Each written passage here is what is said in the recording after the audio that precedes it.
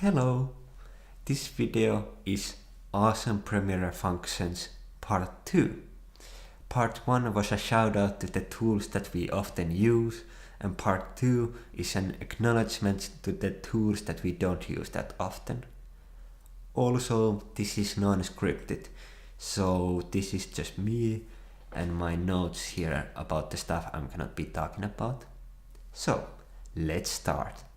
First up, bit off topic, my PC recording setup.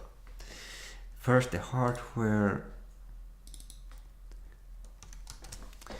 I had the Blue Spark mic here, which in my opinion is the cheapest high-end mic that I could find that had no background electric hiss sounds. And then we have the Blue Icicle, which is an XLR to USB converter, and they both are pretty nice and cheap and handy. And then some random mic stand.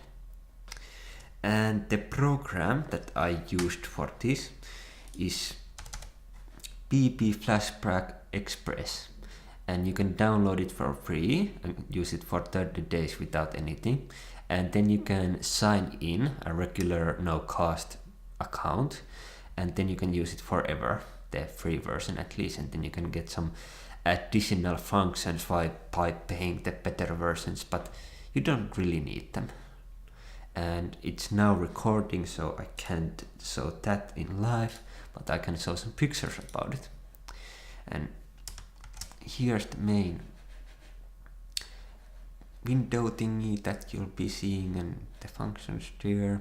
And then you can go to the tools and you'll get a nice amount of options that you can change.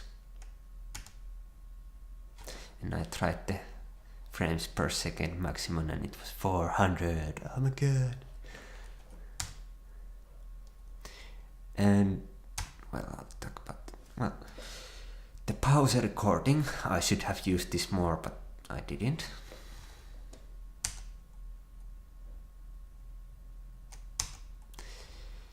And it says here it can capture the keystrokes, the keys that you're pushing while you're recording, and display them somehow, but I really didn't know how to get it work properly.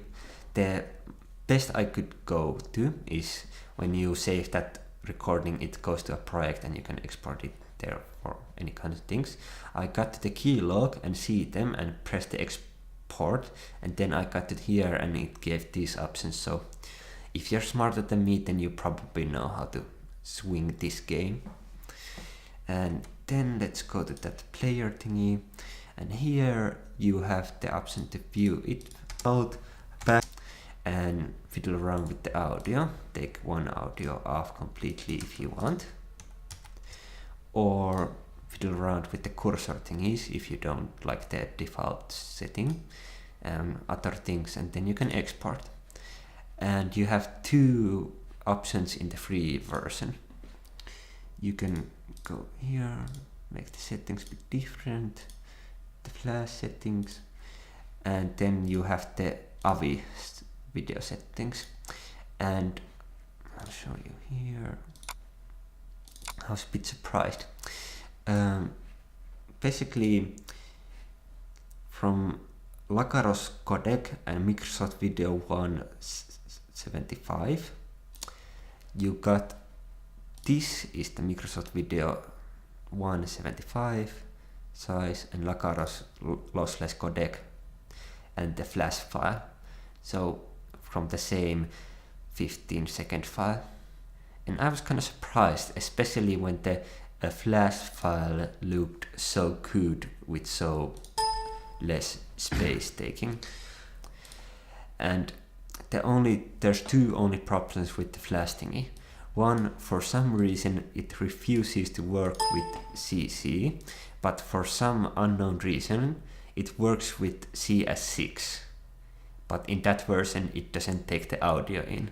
So I had to work around with that with Audacity, and I did it by this kind of setting. Backslash to zoom to fit the sequence. And let's go then to Premiere CC and go the additional stuff from this. Okay, when you have big movie projects, for example, like 2 hours long, my suggestion is to make like one project for each 20 minutes of that movie, and in that way it won't get overly big and slow and unstable. Once I made a big project that in the end was so unstable, it crashed every 15 seconds when I like reloaded it back in. So that was a bit nightmarish. So, and with that you can use the export and import project options of Premiere. There's the kind of regular thingy. Let me first make a bin.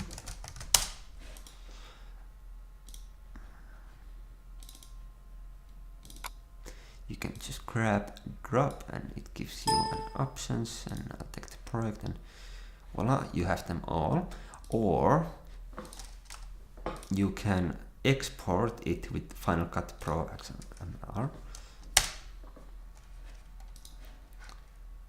Then just go here, and the good put it there, and you basically it works the same. But the bonus in this version is this works with other editing program as well. Like this doesn't work with CS6, you can't drag it there, but this does, so I was like, what? And if I don't remember correctly, this might work, but I think it doesn't work. Yeah, it doesn't work, I'm pretty sure about that. Then,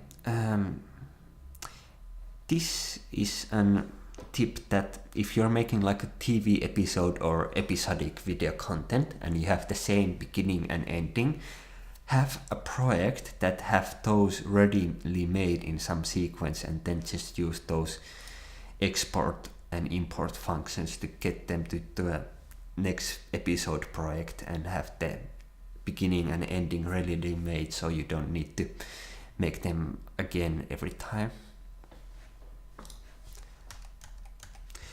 Then efficiency tip.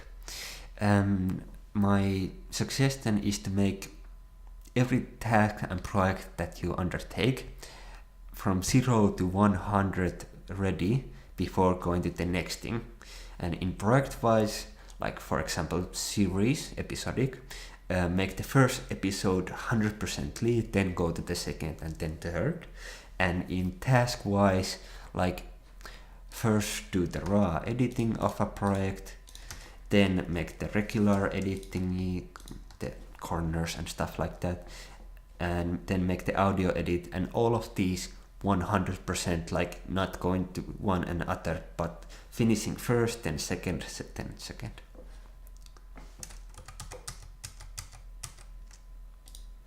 Then, basically by this I mean this here, and this is a magnet thingy that if you take it off, it doesn't snap the corners like it used to, and when you put it back on, you can see it snaps the corners a bit more nicely.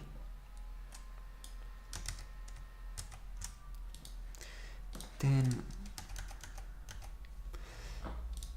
there's the icons over here, and I'll show you how they work. In the middle you can select if it's activated or not, and in here you can lock it down and you can't touch it. You can touch the other ones and they won't move at all, even if you do replay delete kind of stuff. And then you have this one, which is the same, but you can move this lane around. And what I mean with same is, let's say I take unlink, replay delete, it moves because it was that lane, but if I go to another lane, it doesn't move, and that's because of that. Then you have the options of not seeing what is in that lane, and muting what's in the audio lane and making it only that audio lane that's playing the audio.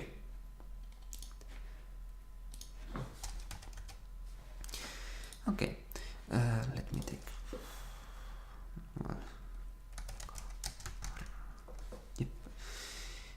16-point carpagemat, having this big. When you're making these, sometimes it's useful to use these ones, like when you have a really big file, you can just take it from the corner and, or if you have like very precise carpagemat or something you need to do, you can go, well, that's a bit too much. Let's take that and make it really like sharp adjustments so it will be right on the money spot. That's a funny sentence.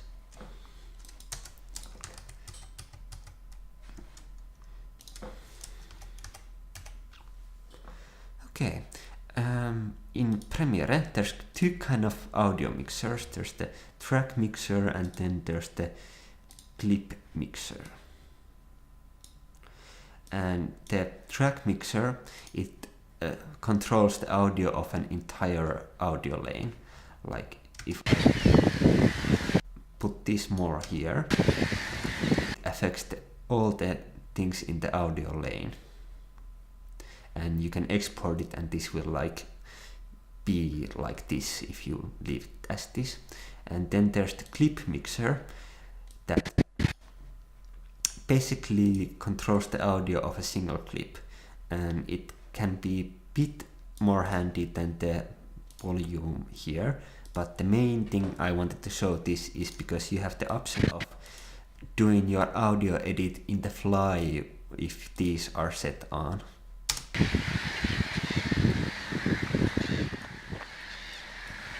it changes, so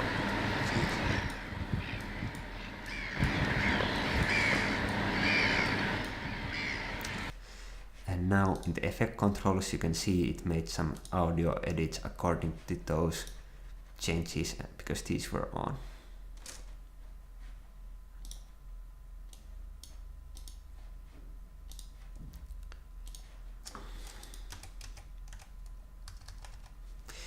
Okay, when you're making audio edits in your project, usually you have one frame, like only one frame to go against, but in here, if you take show audio time units, you can go in much smaller detail for the audio of that video. Like, let me make some changes, this bit bigger. Then let's say I bring this down, this up, and then I put it back. And now you can see it's like very minor audio changes, but it's like under a frame.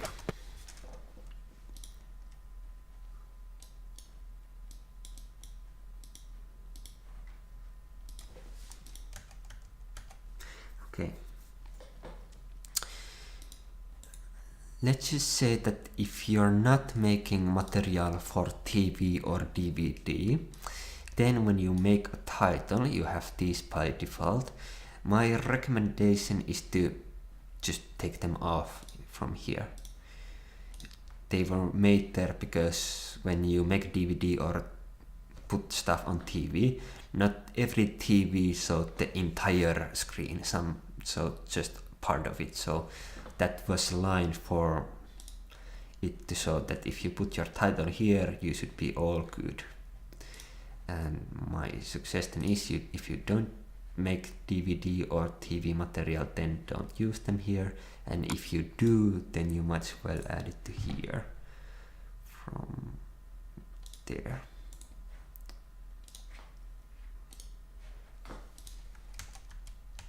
Okay.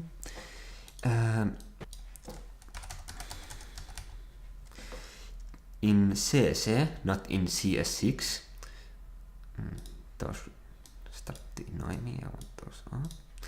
Yeah, in CC, not in CS6, you have the option to press ctrl and up and down to go to different clips in the effect control selected style. And I can see this bit handy for some effect copy pasting or changing.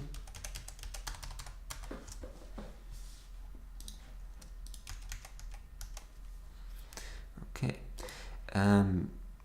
You have the, when you click clip, you get the video and audio like all selected. You can unlink them from here, and then it will select just the right one. And you can like partially and differently link it back from here. And you can also use the ctrl L for that. And this hotkey is not made in default in CS6, but you can just go here and make it by yourself. And it gives bit funny options here, because if it's even remotely on top of each other, you can link them all with the same linking thingy. And if you want to like kinda link the things that are not on top of each other, you can use the group thingy, which is over here. And then it will select all the things that you had selected and ungroup it to get it back normal. And the hotkey for this is ctrl G and ctrl shift G to undo it.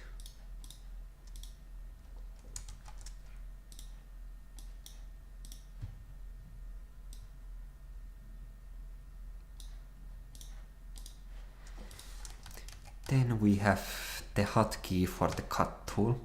Like when you do this, you get only that, and if you do like with the shift this, you can do this. And in the hotkey department, you can use ctrl K to cut, and then ctrl shift K to cut from all the lanes, not only the activated ones.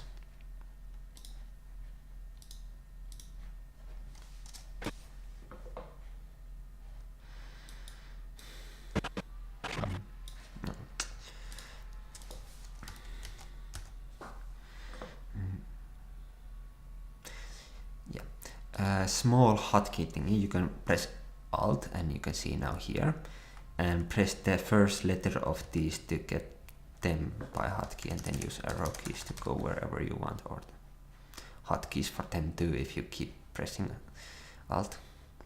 And another thing, when you have the panels over here, you can make your mouse on top of the panel, press the right click, and then get more settings options for those panels and customize them even further.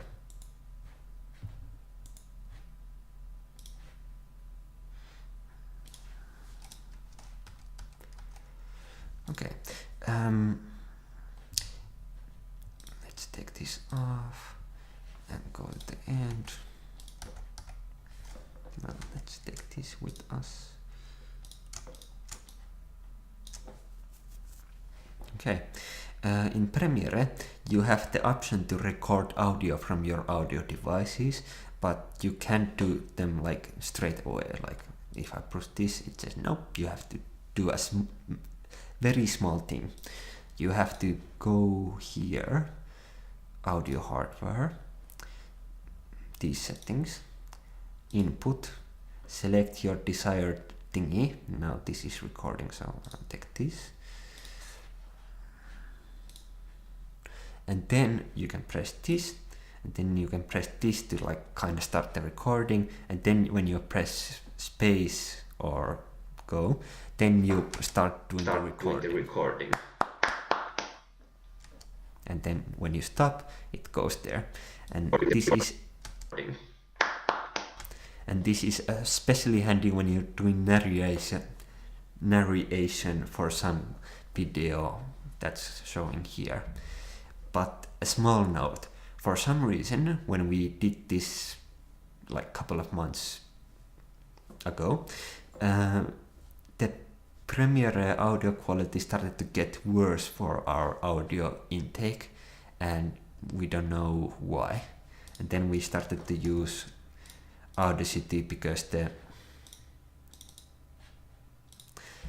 the audio quality in this was top notch, but for some reason it worsened in the Premiere when we used it more.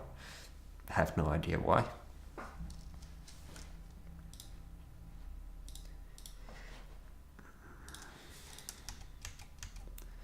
Okay. In here you have bit different color schemes that you can put in your video, and in addition to these you can put these on top of those, and then go to the Premiere folder.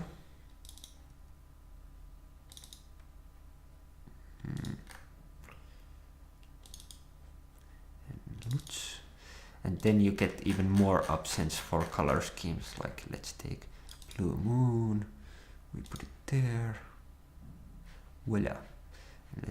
And then you can change them again if you press here. Let's take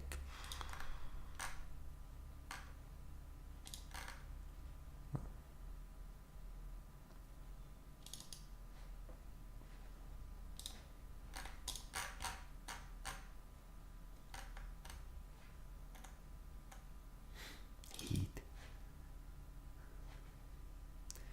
Yeah, that kind of thing.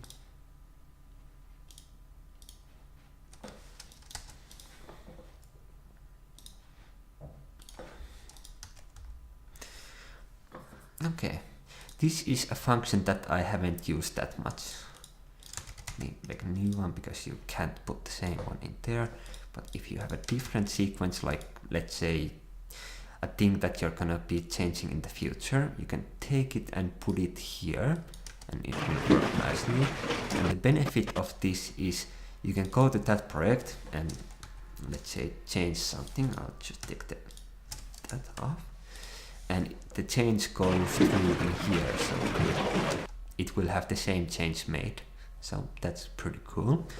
And if you want, you can press this and then you can drop it down with like the original files. And in this version you can't make the changes, it won't affect this.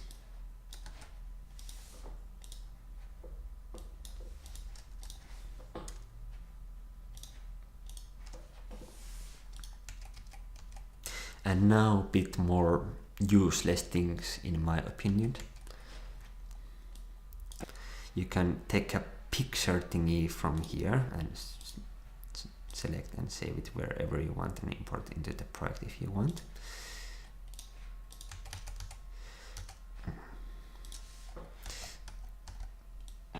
When you use the add default transitions, and well, there's a good spot, and you don't have frames in either side, it asks that, but you can still do it and have fun with it even when it doesn't have frames in there, it just freezes the frame. There was another way to doing it from here, but I forgot how to do it, so, and that's not so cool either.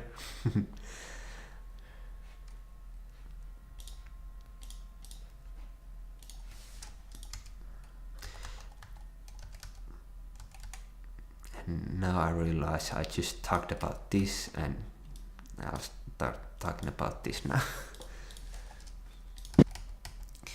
You can use that crossfade transitions, or you can use, in some cases it might be handier to use the occupation crossfade thingy.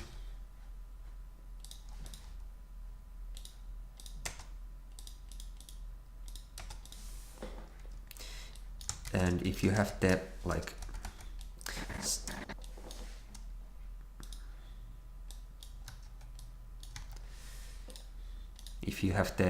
same size file, you can just copy and paste it, and it will go smoothly the beginning and ending. But if you have a different long file, then it won't go smoothly as times, but you can make the beginning like crossfade and it will be alright.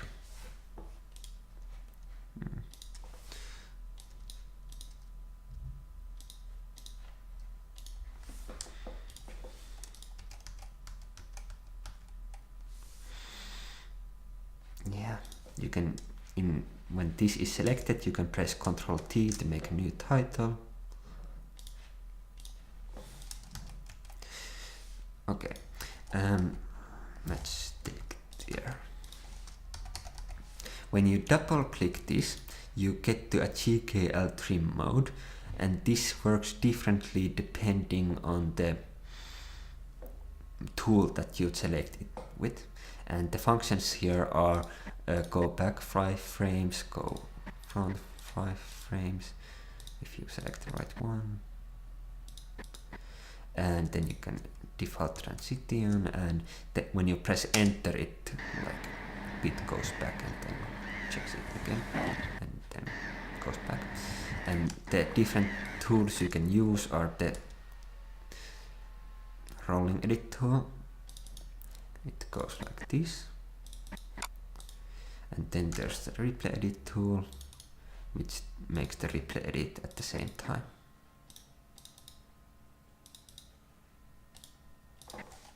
I think it's pretty useless, but at least it's there.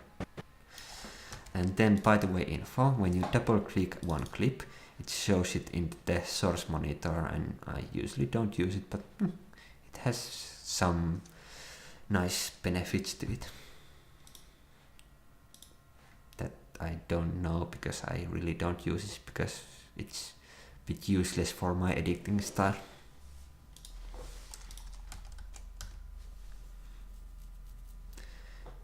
Okay, this is a bit funny thing, I think. Let's just say that this is the one whole clip. You make a cut here. You can grab this clip and take it here, and then you can take it back, but because originally it was stereo audio, it puts it like that. So, and the length will be the same, and then you can do even here, when this is selected, you can break out those stereo files as mono, or you can extract that audio as the originally was, or when you make this change,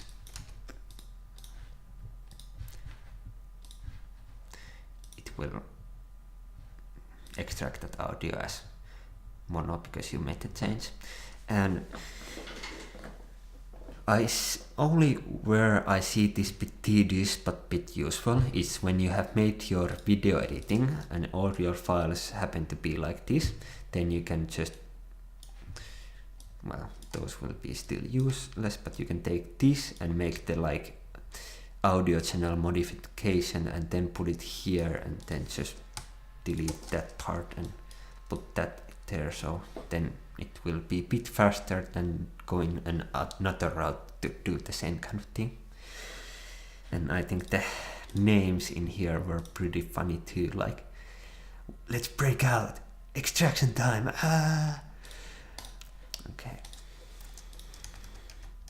Okay, then couple of situations, ideas that I want to give you.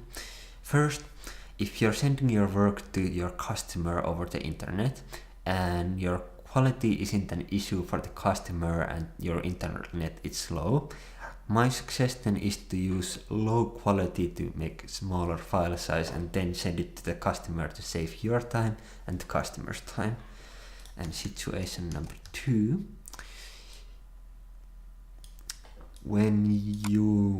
if your customer or editing colleague is near, show your work at the end of the day, not during the day, because that would disturb the customer or the editing colleague, but at the end of the day, so then they can give you feedback and give the idea which editing directions you should take and which fixes you should make. And lastly, for me CS6 is a better editing program kinda than the CC, only because of the monthly fee thingy. Like, don't get me wrong, I love that Adobe is giving us more options with the monthly fee thingy, but because CS6 and CC are so much alike, I like not having the monthly fee. So that was all the things that I wanted to talk to you about. Thank you for listening and watching, and later.